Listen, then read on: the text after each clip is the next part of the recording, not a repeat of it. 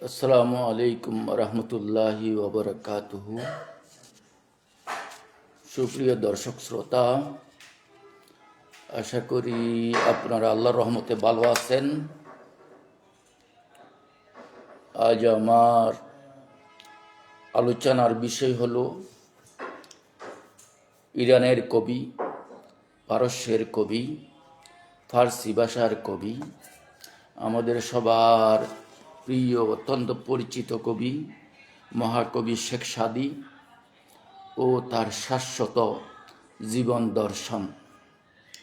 পারস্যের আলোকবর্তিকা মহাকবি আল্লামা শেখ সাদী, তিনি আমাদের মাতৃভাষা বাংলার কবি না হলেও তিনি আমাদের কাছে অত্যন্ত পরিচিত একটি নাম। আমরা যারা মাদ্রাসায় পড়াশোনা করছি এবং এই দেশের সাধারণ ধর্মপ্রাণ মানুষ এবং শিক্ষিত সমাজ এবং বাংলা সাহিত্য বা অন্যান্য সাহিত্যের ছাত্র যারা কম বেশি সবাই শেখ সাদীকে চিনেন, এক নামেই চিনেন, ইরানের কবি শেখ সাদী। তিনি ফার্সি ভাষায় কবিতা লিখতেন। তার বেশ কিছু কাব্যগ্রন্থ আছে এবং এ দেশের কাউমি মাদ্রাসায় সমূহে কবি শেখ সাদীর বেশ কিছু কাব্যগ্রন্থের কিছু নির্বাচিত অংশ বা কিছু গ্রন্থ হুবহু পড়ানো হয়ে থাকে। এবং যারা একেবারে তার ফার্সি ভাষা জানেন না, বাংলা ভাষায় হলেও বিভিন্ন গল্প কাহিনীতে আমরা তার অনেক গল্প আমরা শুনে থাকি। বিশেষভাবে শেখ সাদী নিয়ে একটি ড্রেস নিয়ে পোশাকের যে একটা আলাদা গুরুত্ব আছে, পোশাক নিয়ে একটি তার গল্প আছে, আমরা সবাই জানি। শেখ সাদী তিনি ছিলেন একজন পরিব্রাজক, একজন ববগুরে টাইপের মানুষ, দরবেশ। তিনি প্রায় বিভিন্ন দেশ ভ্রমণ করতেন। পুরো জীবনটাই কেটেছে এরকম দরবেশি হালতে, দরবেশি অবস্থায় এবং ববগুরে অবস্থায়। তিনি পরিব্রাজক হিসেবে বিভিন্ন দেশ তিনি ভ্রমণ করতেন। তার যে গেট আপ, পোশাকের যে পোশাক পরিচ্ছদ, তার গেট আপটা অত বেশি উন্নত ছিল না। তিনি একদম সাদামাটাভাবেই চলতেন। পরিব্রাজক হিসেবে আসলে ভালো মানের কাপড়ও তার ছিল না, অর্থনৈতিক অবস্থাও তত ভালো বলা যায় না। তিনি কবি হিসেবে বিখ্যাত একজন কবি ফার্সি ভাষার, তাকে মহাকবি বলা হয়। একটি রাজদরবারে তিনি একজন বিখ্যাত কবি হিসেবে তাকে দাওয়াত দেওয়া হয়েছিল। তার এই যে ছিন্ন বস্ত্র, পুরাতন কাপড় চোপড় পরে তিনি ওই রাজদরবারের অনুষ্ঠানে যখন গেলেন, রাজন্যবর্গের অনুষ্ঠানে যখন গেলেন, তখন তাকে মূল্যায়ন করেননি মানুষ। তার যে ছিন্ন বস্ত্র বা পুরাতন কাপড় চোপড় দেখে অনেকে তাকে তেমন একটা মূল্যায়ন করল না। তিনি খুব ক্ষুব্ধ হয়ে চলে আসলেন ওখান থেকে। আরেকটি অনুষ্ঠানে যখন তাকে দাওয়াত দেওয়া হলো, তিনি খুব রাজকীয় পোশাক, উন্নত মানের কাপড় চোপড় পরে তিনি ওই অনুষ্ঠানে যোগদান করলেন। একই দরবারে আরেকটা অনুষ্ঠানে যখন দাওয়াত পাইল, তখন তিনি ওই দিন খুব রাজকীয় পোশাকে সজ্জিত হয়ে তিনি অনুষ্ঠানে গেলেন। যখন খাবার পরিবেশন করা হচ্ছিল, তিনি খাবার না খেয়ে সবগুলো খাবারগুলো পকেটের মধ্যে ঢুকাচ্ছিলেন। তখন মানুষজন জিজ্ঞেস করলো, আপনি খাবার না খেয়ে এগুলো পকেটে নিচ্ছেন কেন? তখন তিনি বলেছিলেন যে এই সম্মান তো আমাকে করা হয়নি, এই সম্মান আমার পোশাককে করা হয়েছে। তাই এই খাবার আমি খাবার যোগ্য নই। সুতরাং পোশাকের, আমরা এই ড্রেসের, এই গেট আপের এগুলো খাওয়া দরকার। এই জন্য পোশাককে আমি খাবার খাওয়াচ্ছি। যদিও এই খাবার আমাকে দেওয়া হয়নি, আমার সম্মান আমাকে করা হচ্ছে না, আমার পোশাককে করা হচ্ছে। তো তাতে তিনি বুঝাতে চাচ্ছিলেন যে শুধু পোশাক পরিচ্ছদ দিয়ে মানুষকে পরিমাপ করা যায় না। শুধু যে গেটআপই সব কিছু না, পোশাকের ভিতরে যে মানুষটা আছে তার যে মেধা, প্রতিভা, যোগ্যতা, এটাকে মূল্যায়ন করতে হবে। শুধু পোশাক দেখে মানুষকে মূল্যায়ন করা ঠিক।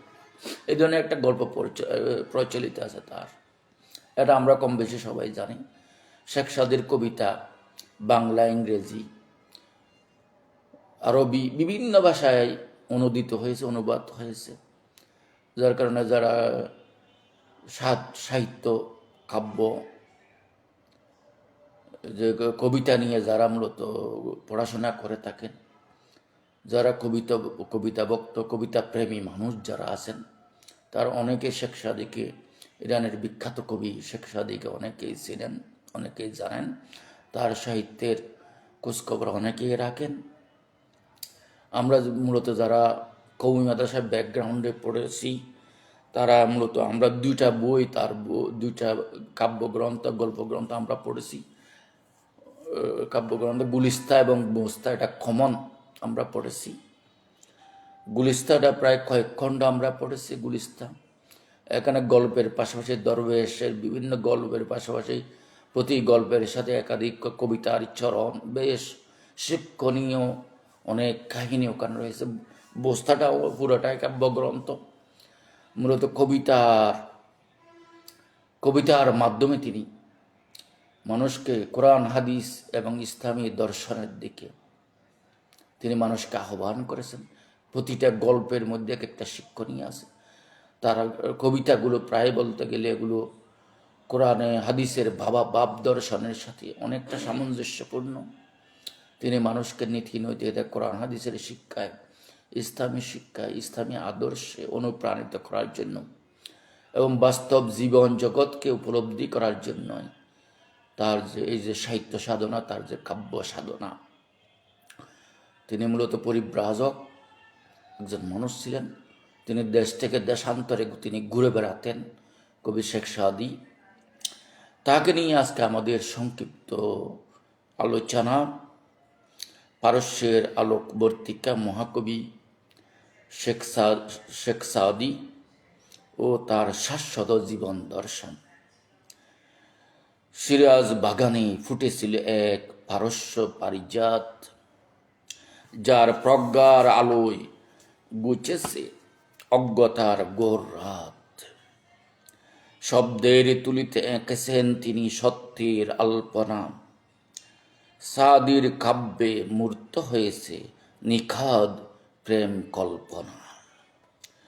মরুপতিকের তৃষ্ণা মেটাতে এনেছেন জ্ঞানের ধারা, যার বচনে আজও পথ পায় দিশেহারা বিশ্ব তারা। সেই মহামতি সাদির স্মরণে পাতলাম আজ এই খাতা, যিনি মানব জাতির পরম সুরিত নৈতিকতার দাতা। শেখ সাদির পূর্ণ নাম আবু মুহাম্মদ মুস্লিহুদ্দিন বিন আবদুল্লাহ আল সিরাজি। তিনি সিরাজের অধিবাসী, সিরাজ শহরের অধিবাসী। তাহলে আবু মুহাম্মদ মুস্লিহুদ্দিন বিন আবদুল্লাহ সিরাজি, তার জন্ম 1184 খ্রিস্টাব্দ, তার ইন্তেকাল 1291 খ্রিস্টাব্দ। শৈশবে পিতৃহারা হওয়ার পর চরম দারিদ্র্যের সাথে লড়াই করে তিনি বড় হন। তাহলে তিনি খুব শৈশবকালে এতিম হয়ে গেছেন, পিতৃহারা হয়েছেন, যার কারণে পিতা না থাকার কারণে তিনি দারিদ্র্যে নিপতিত হয়েছিলেন এবং দারিদ্র্যের সাথে লড়াই করে তাকে বড় হতে হয়েছে। তার বিবাহিত জীবন ছিল সংঘাতময়।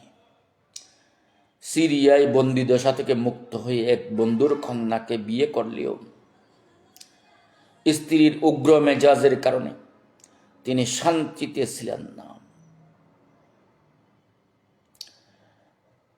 এই থেতু অভিজ্ঞতা থেকেই তিনি লিখেছেন, একটি খারাপ জুতা পরে হাঁটা বরং ভালো, কিন্তু মন্দ স্ত্রীর সাথে ঘর করা নরক যন্ত্রণার সমান।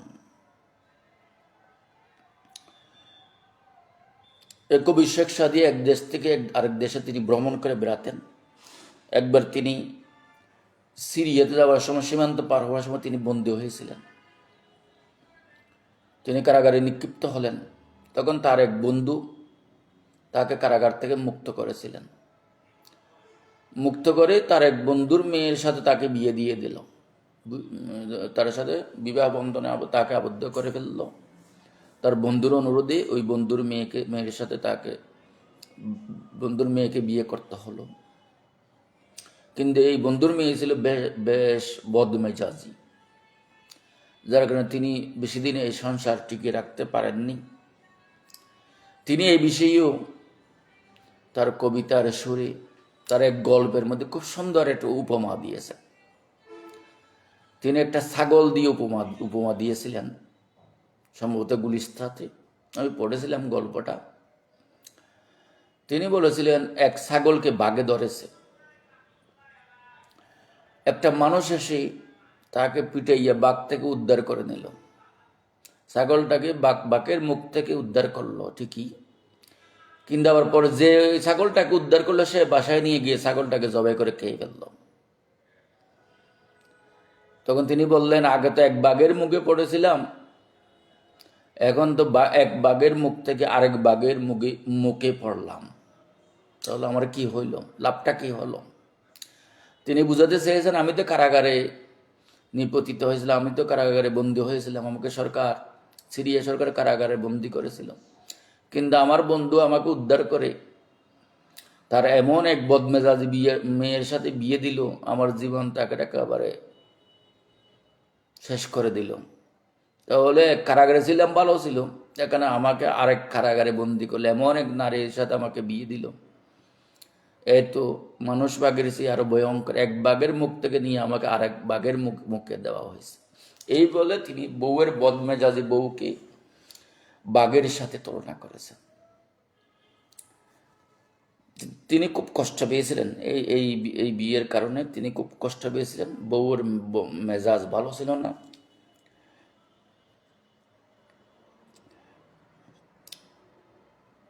এই পারিবারিক অশান্তি তাকে গড়ছাড়া করে দীর্ঘ 30 বছরের বিশ্বভ্রমণে উদ্বুদ্ধ করেছিল। যখন সংসার জীবনে তিনি শান্তি পাননি, তিনি আসলে একজন ববগুড়ে মানুষ, দরবেশ টাইপের মানুষ, কিন্তু সংসার জীবনে এসে তিনি একটা ভালো বউ পাননি, তার মন খারাপ হয়ে গেল। আরো একটু কবিদের মনগুলো খুব বেশি সংবেদনশীল। যদি কোনো নারী যদি তাকে তার মনে কষ্ট দেয়, তখন তারা ব্যথা একটু বেশি পায়। তাদের যেহেতু খুব বেশি কবিদের মনগুলো খুব নরম এবং সংবেদনশীল, আবেগী মন। বিশেষভাবে নারী বা প্রেমিক, স্ত্রী বা প্রেমিক এই ধরনের কারো কাছ থেকে যদি ব্যথা পান, তাহলে ব্যথাটা আরো তীব্র হয় অন্য সাধারণ মানুষের চেয়ে। তিনি তার স্ত্রীর কাছে ব্যথা পেয়েছিলেন। এই জন্য আর বিয়ে না করে দীর্ঘ 30 বছর তিনি ভ্রমণে বের হয়ে গেছেন। 30 বছর তিনি ভ্রমণে কাটিয়ে দিলেন। বাবা গুড়ের মতো ঘুরতেন আর কবিতা লিখতেন। শেখ সাদী রহমতুল্লাহ ছিলেন এক অক্লান্ত পরিব্রাজক, ভ্রমণকারী। বাগদাদের নিজামিয়া থেকে শিক্ষা শেষ করে তিনি আরব, আফ্রিকা ও ভারত সফর করেন। তাহলে বাগদাদ, ইরাকের রাজধানী বাগদাদে নিজামিয়া মাদ্রাসা বিখ্যাত একটি ধর্মীয় প্রতিষ্ঠান ছিল। তিনি ওখানে পড়াশোনা করেছেন এবং ওখান থেকে লেখাপড়া শেষ করে তিনি বিভিন্ন দেশ, তাহলে নিজামিয়া মাদ্রাসা বিখ্যাত মাদ্রাসা, ইরাকের রাজধানী বাগদাদ, তৎকালীন মুসলিম বিশ্বে এই নিজামিয়া মাদ্রাসা অনেক বিখ্যাত মাদ্রাসা। ওখান থেকে শিক্ষা সমাপ্ত করে তিনি আরব, আফ্রিকা ও ভারত সফর করেন। তিনি সুফিবাদ ও শরীয়তের সমন্বয়ে এক অনন্য জীবন দর্শন গড়ে তোলেন। তার ভ্রমণ কেবল দেশ দেখার জন্য ছিল না, ছিল মানুষের বিচিত্র চরিত্র পাঠের জন্য। তাহলে বিশ্বজোড়া পাঠশালা মোর সবার আমি ছাত্র। তিনি শুধু এমনি ঘুরার জন্য ঘুরেননি, তিনি বিশ্বটাকে মানুষকে পাঠ করেছেন, মানুষের মনকে পাঠ করেছেন, মানুষের স্বভাব চরিত্র, কোন দেশের মানুষ কিরকম। তাহলে কুল সিরু ফিল আরদ, পবিত্র কোরআনে বলছে তোমরা পৃথিবী ভ্রমণ করে ফনজুরু কাইফা কানা আকিবাতুল মুকাজ্জিবিন। সফর করলে মানুষ অনেক কিছু শিখতে পারে, মানুষকে জানা যায়, জীবন জগৎকে জানা যায়। এবং কবি হলে তার কোনো কথা নেই, তারা খুব গভীরভাবে মানুষের মনের কথাগুলো তারা পড়তে পারে, মানুষের অনুভূতিগুলি তারা পড়তে পারে। এটাই কবিদের অনন্য একটা গুণ। যারা দার্শনিক, কবিরা তো আসলে দার্শনিক জ্ঞানী।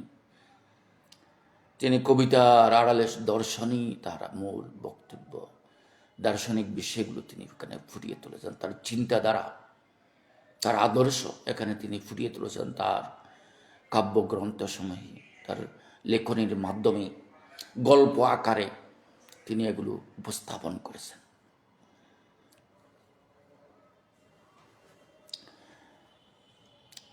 তার কাব্যগ্রন্থসমূহ, প্রথম বিখ্যাত গ্রন্থ বোস্তা। বোস্তা মানে সুগন্ধি বাগানকে বলা হয় বোস্তা। এটি একটি সম্পূর্ণ কাব্যগ্রন্থ। এতে নৈতিকতা, তৌবা, ন্যায় বিচার ও সন্তুষ্টি নিয়ে 10টি অধ্যায় রয়েছে। আমরা বোস্তাটাও পড়েছিলাম কাউমি মাদ্রাসায় পড়ার সময়। এরপর দ্বিতীয় গ্রন্থ, খুব বিখ্যাত গ্রন্থ গুলিস্তান। গুলিস্তাও মানে ফুলের বাগান, এটা গোলাপ বাগান গুলিস্তান। এটি গদ্য পদ্যের সংমিশ্রণ। গুলিস্তাটা হলো প্রথমে একটা ছোট্ট একটা গল্প বলবে, গল্পের পরে কিছু কবিতার চরণ, তাহলে গদ্য এবং পদ্যের সংমিশ্রণ এখানে এই গুলিস্তান মধ্যে। এতে জীবনের বাস্তব অভিজ্ঞতাকে ছোট ছোট গল্পের মাধ্যমে তুলে ধরা হয়েছে। তার যে পৃথিবী ভ্রমণ, বিভিন্ন দেশ ভ্রমণ থেকে তার যে অভিজ্ঞতা, এগুলো ছোট ছোট গল্পের মাধ্যমে এবং ছোট ছোট কবিতার চরণের মাধ্যমে এই বিষয়গুলো এখানে উপস্থাপন করা হয়েছে। তার চিন্তাধারা, তার যে শাশ্বত জীবন দর্শন, তার যে চিন্তাধারাগুলো, প্রথম হলো বিশ্ব মানবতাবোধ, ইউনিভার্সাল হিউম্যানিজম। কবি শেখ সাদির মতে মানব জাতি, কবি শেখ সাদির মতে মানব জাতি একটি অবিচ্ছেদ্য সত্তা, এক অবিচ্ছেদ্য অঙ্গের মতো। এক অবিচ্ছেদ্য সত্তা হলো মানুষ।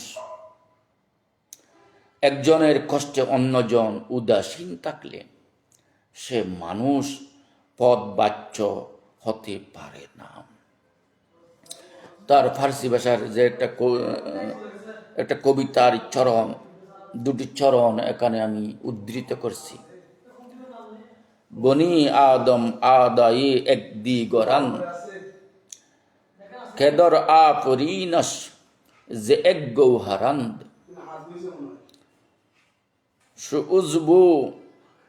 সুউজবু বদর্দ আওয়ারত রোজেগার, সুউজবু বদর্দ আওয়ারদ রোজেগার, দিগর উজবুহারা নমানত করার।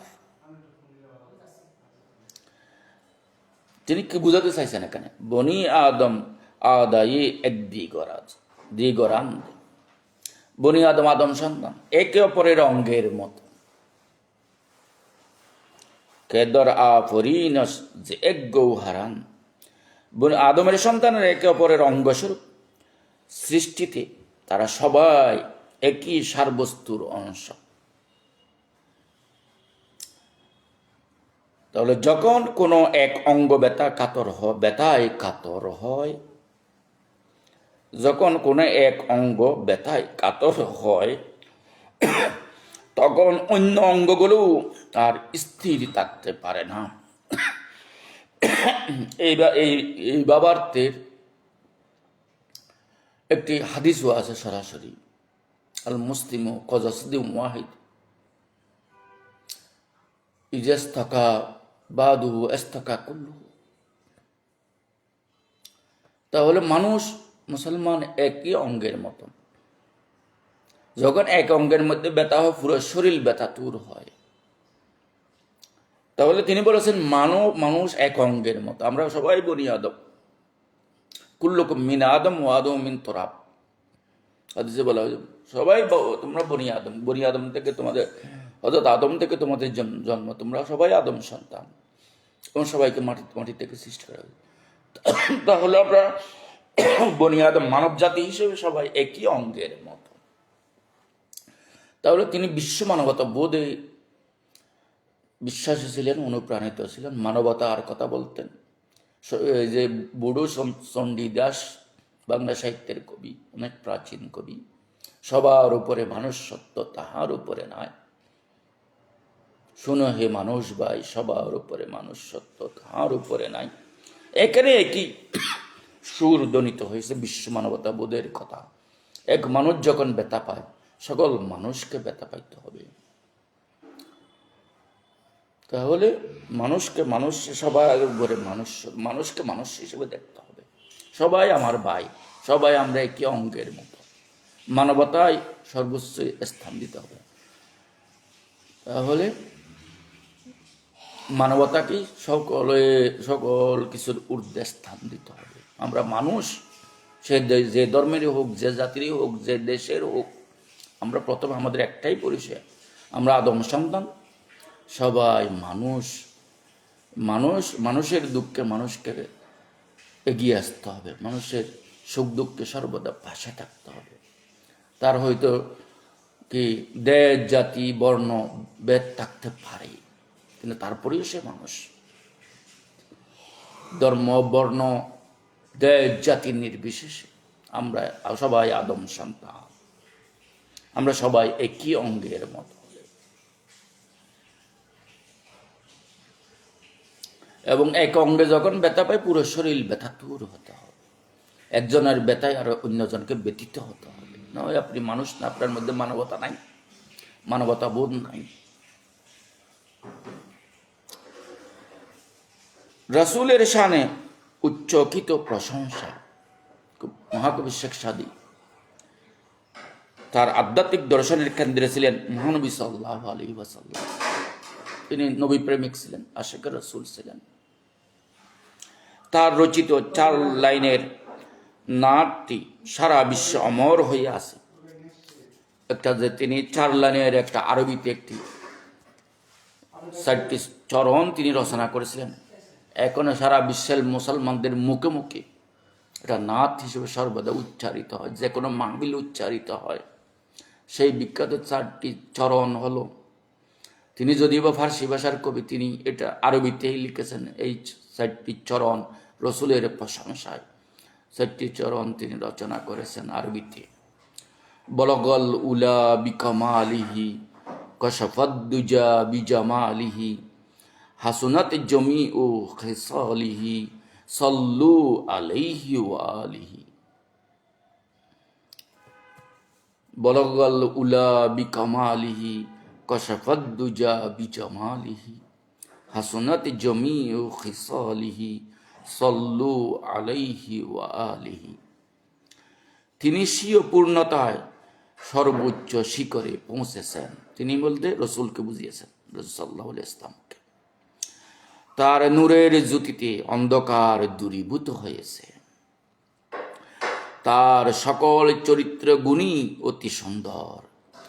তার উপর এবং তার বংশধরদের উপর দরুদ পাঠ করুন। বিনয় ও নৈতিকতা। কবি আল্লামা শেখ সাদী বিশ্বাস করতেন, প্রকৃত জ্ঞান মানুষকে বিনয়ী করে, অহংকারী করে না, বিনয়ী করে। মানুষ যতই জ্ঞানী হয়, তত বেশি মানুষ বিনয়ী হয়। সামান্য জ্ঞান, অনেকে বলছেন না সামান্য জ্ঞান, আপনি যখন সামান্য শিখলেন অহংকারী হলেন, এবং আরেকটু যখন গভীরে গেলেন তখন আপনি বিনয়ী হলেন, এবং আরও যখন গভীর জ্ঞানে গেলেন তখন বুঝতে পারলেন আপনি অনেক কিছু, মূলত কিছুই জানেন না আপনি। এই ধরনের একজন দার্শনিক বলেছেন, একজন মনীষী এই ধরনের উক্তি করেছিলেন। তাহলে তিনি বলতে চেয়েছেন বিনয় ও নৈতিকতা। সাদী বিশ্বাস করতেন প্রকৃত জ্ঞান মানুষকে বিনয়ী করে, অহংকারী করে না। যত জ্ঞানী মানুষের কাছে যাবেন তারা বিনয়ী, যারা বিনয়ী হয়নি আসলে জ্ঞানের স্পর্শ তার অন্তরে লাগে নাই, এজন্য তিনি বিনয় অর্জন করতে পারেননি।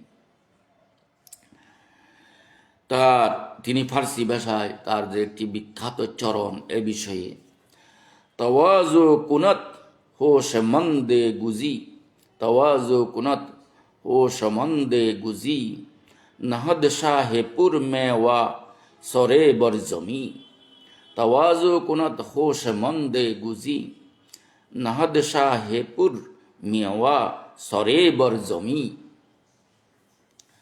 বুদ্ধিমান ব্যক্তি সর্বদা বিনয়ী হয়। যেমন ফলবর্তী গাছের ডাল মাটির দিকে নুয়ে থাকে, তাহলে যেই গাছে ফল আছে, ফলদ বৃক্ষ যখন ফল দ্বারা ফলে ফুলে পূর্ণ হয়ে যায়, সুশোভিত হয়ে যায়, তার ডালপালাগুলো উপরের দিকে থাকে না, একটু নুয়ে পড়ে। আম গাছ বলেন, জাম গাছ বলেন, যখন ফল ধরে, ফল ফলে, তাহলে আম গাছের ডালগুলো মাটির দিকে নুয়ে পড়ে। তাহলে জ্ঞানী মানুষ যারা, তাদের মাথা থাকবে নত, তারা হবে বিনয়ী। আর মূর্খ যারা, তাদের মাথা থাকবে উপরের দিকে, তারা হবে অহংকারী, তারা মানুষের প্রতি দুর্ব্যবহার করবে। তাহলে দুর্ব্যবহার করা, কর্কশ ব্যবহার করা, এগুলো মূর্খতার লক্ষণ। বিনয়ী হওয়া এটা জ্ঞানীর লক্ষণ।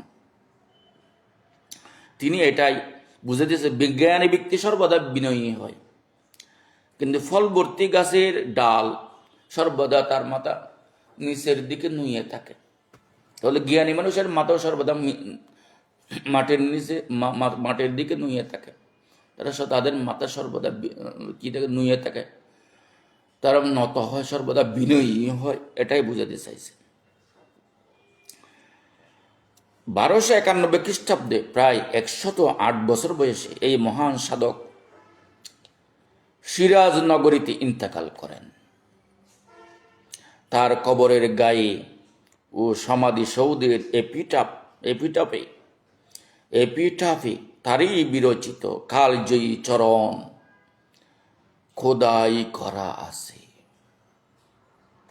তার সমাধি ক্ষেত্রে বেশ কিছু কবিতা, তার রচিত কবিতা ওখানে আছে। এখান থেকে আমরা বিখ্যাত 2টা চরণ আমরা এখানে উদ্ধৃত করব।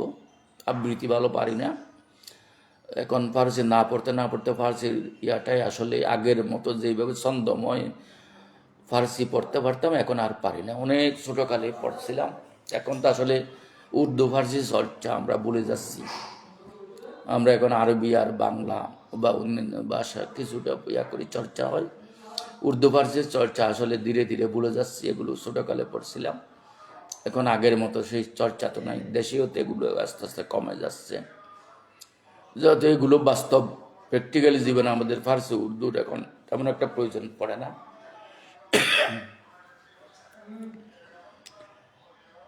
তাহলে তার যে পিটাপ, তার যে সমাধি সৌধে তার কিছু রচিত কবিতা, এখানে 2টা চরণ আমরা উদ্ধৃত করছি। হাক শুদ সাদি মিসকিন বরফ আজ ই জাহা, হাক শুদ সাদি মিসকিন, হয়তো নিঃস্ব। মিসকিন মানে কি? নিঃস্ব। সাদি, তিনি তো মাটি হয়ে গেলেন, তিনি মারা গেলেন, তিনি নিঃস্ব অবস্থায় পৃথিবী থেকে, সাদি তো মারা গেলেন। হাকশুদ সাদি মিসকিন, হাকশুদ সাদি মিসকিন বরফত আজ ই জাহা, এই দুনিয়া থেকে তিনি চলে গেলেন। রপ্তান মানে যাওয়া, বরফ, তিনি চলে গেলেন এই জাহান থেকে, এই পৃথিবী থেকে, এই বিশ্ব জাহান থেকে। বয়ে এসকস তা কেয়ামত আজ লাহাদ আয়দ বরু, বয়ে এসকস তা কেয়ামত আজ লাহাদ আয়দ বরু। তিনি বলতে চাচ্ছেন, নিঃস্বসাদী মাটি হয়ে এই নশ্বর পৃথিবী ছেড়ে চলে গেছেন, কিন্তু তার কবরের মাটি থেকে কেয়ামত অবধি, কেয়ামত পর্যন্ত প্রেমের সুবাস ভেসে আসবে। আমি চলে গেছি দুনিয়া থেকে, মাটি হয়ে নিঃস্ব হয়ে গেছে, আমি নিঃস্বসাদী। আমি মাটি হয়ে গেছি পৃথিবী থেকে চলে যাওয়ার পর, বিদায় নেওয়ার পর কবরে আমার দেহ মাটি হয়ে গেছে, কিন্তু তোমার প্রেমের সুগন্ধি কেয়ামত পর্যন্ত তোমার খবর থেকে, সমাধি থেকে প্রেমের সুবাস সুবাতাস সুগন্ধি ভেসে আসবে। তাহলে প্রেম অমর। আমি প্রেমের কবি, তিনি বলতেছেন আমি প্রেমের কবি, আমি প্রেমিক। আমি আমার শরীরের, আমার দেহের অস্তিত্ব হয়তো থাকবে না, আমার পুরো শরীর মাটি খেয়ে ফেলবে, কিন্তু প্রেমের সুগন্ধি আমার কবর থেকে, আমার সমাধি থেকে সারাক্ষণ সুবাস বেশি আসবে আমার সমাধি থেকে। এই কথাটা তিনি বলেছেন। নিঃস্ব সাদি মাটি হয়ে এই নশ্বর পৃথিবী ছেড়ে চলে গেছেন, কিন্তু তার কবরের মাটি থেকে কেয়ামত অবধি প্রেমের সুবাস বেশি আসবে, প্রেমের সুগন্ধ বেশি আসবে। এরপর তিনি তার সমাধিতে আরেকটা চরণ এখানে উদ্ধৃত করা হয়েছে। তার ইন্তেকালের পর তার বক্তারা, সেই দেশের মানুষ, কবরের যারা পাহারাদার, কবরের ব্যবস্থাপনায় যারা আছেন, তিনি একজন তাদের জাতীয় কবি, বিশ্বকবি, ওই দেশের মানুষ, পারস্য ইরানের মানুষ। তার বেশ কিছু বিখ্যাত কবিতার চরণ তার সমাধিস্থলে, তার কবিতা, তার কবরের ইয়াতে গায়ে লিখে রাখছে। এখানে নসিহনমূলক আগন্তুকদের প্রতি তার যে নসিহনমূলক একটি চরণ এখানে উদ্ধৃত করা হয়েছে। আইকে বরহাক মা গুজর বকুনি, আইকে বরহাক মা গুজর বকুনি, याद और के माहम इस्था बोदम, ऐके बरहाक মা গুজর বকুনি, ऐके बरहाक। মাটির উপর দিক দিয়ে তোমরা যারা যাচ্ছ, তোমরা পথ অতিক্রম করতো, মাটির উপর দিয়ে হেঁটে হেঁটে তারা যাচ্ছ আমার কবরের পাশ দিয়ে, যারা পথ অতিক্রম করছ, ऐके बरहाक মা গুজর বকুনি, याद और के माहम इस्था बोदेम। স্মরণ রেখো একদিন আমিও তোমাদের মতো জীবন্ত হয়ে দাঁড়িয়েছিলাম। এখন আমি মাটির নিচে শুয়ে আছি, কিন্তু আমার পাশ দিয়ে তোমরা গর্ব অহংকার করে হেঁটে হেঁটে যাচ্ছ। ইয়াদ ওর কে মাহাম ইস্তা বোদেম, তোমরাও স্মরণ রাখো, তোমরা মনে রাখো আমরাও কিন্তু তোমাদের মতো এরকম খুব শক্তভাবে মাটিতে দাঁড়িয়ে থাকতাম, খুব গর্ব করে হাঁটতাম, কিন্তু সেই শেখ সাদি আর নাই, তিনি এখন মাটি হয়ে গেছেন, তিনি মাটির নিচে শুয়ে আছেন, তিনি একেবারে নির্দোষ হয়ে গেছেন, অস্তিত্বহীন হয়ে গেছেন। তোমরা আজকে আমার কবরের পাশ দিয়ে বেশ হেঁটেই যাচ্ছ।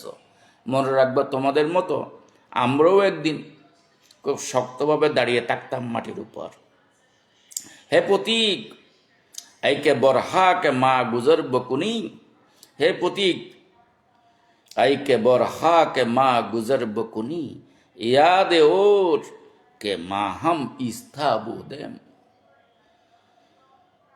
হে প্রতীক, তুমি যে আজ আমার কবরের পাশ দিয়ে যাচ্ছ, স্মরণ রেখো একদিন আমিও তোমার মতো জীবন্ত হয়ে দাঁড়িয়েছিলাম।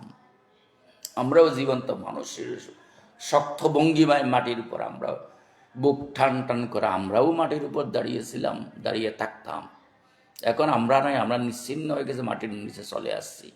তোমরা এখন খুব বুক টান টান করে এখন গর্ব করে মাটিতে চলাফেরা করছো। তাহলে মৃত্যুকে স্মরণ করো। কেউ পৃথিবীতে এইভাবে বুক টান টান টান করে আর দাঁড়িয়ে থাকতে পারবে না, গর্ব করে চলতে পারবে না। বলা তমসে আলাল আর্দিম মরাহা, অহংকার করে মাটির উপর হাঁটে না, গর্ব করে। তাহলে বুক টান টান করে আমরাও হাঁটতাম, আমরাও দাঁড়িয়ে থাকতাম, কিন্তু আমরা এখন আর নাই দুনিয়াতে। তোমরা আসো, তাহলে মৃত্যুকে স্মরণ করো। এই কথাটা তিনি বুঝাতে চেয়েছিলেন। সিরাজ নগরীর বুলবুলি আজও গেয়ে যায় সাম্যের গান, সাদির আলোয় দন্ন হোক প্রতিটি মানুষ প্রাণ, সাদির আলোয় দন্ন হোক প্রতিটি মানুষ প্রাণ। গিয়েছো বিদায় 500 বছর, অমর তোমার স্মৃতি। বিশ্ব আজও শ্রদ্ধা ভরে গায়ে তোমার জয়গীতি। রাজার মুকুট দুলুই মেশে, সাম্রাজ্য হয় লয়। সাদির বাণী অমর হয়ে বিশ্ব করে জয়। এসো ফের মিলি, সাদির শিকানো ভ্রাতৃত্বের ওই টানে। এসো ফের মিলি, সাদির শেখানো ভ্রাতৃত্বের ওই টানে। শান্তি নামক রুক্ষ ধরায় বনি আদমের গানে। শান্তি নামক রুক্ষ ধরায় বনি আদমের গানে। মহান আল্লাহ আমাদের প্রিয় কবি শেখ সাদিকে জান্নাতে উচ্চ আলা মাকাম দান করুক, জান্নাতুল ফেরদৌস নসিব করুক, এবং তার এই অমীয় বাণী, এই হেদায়েতের বাণী, এই তার যে দার্শনিক চিন্তা এবং কোরআন হাদিসের কবিতা এবং সাহিত্যের আড়ালে তিনি যে কোরআন হাদিসের মর্মবাণী মানুষের মধ্যে, নীতি নৈতিকতার বাণী, মানবিকতার বাণী ছড়িয়েছেন, আল্লাহ তার জন্য তাকে জজাই খাইর উত্তম প্রতিদান দান করুক। পরিশেষে সবাইকে ধন্যবাদ জানিয়ে আজকের আলোচনা এখানে সমাপ্ত করছি। অমা তৌফিক ইল্লা বিল্লাহ। আসসালামু আলাইকুম ওয়া রাহমাতুল্লাহি ওয়া বারাকাতুহু।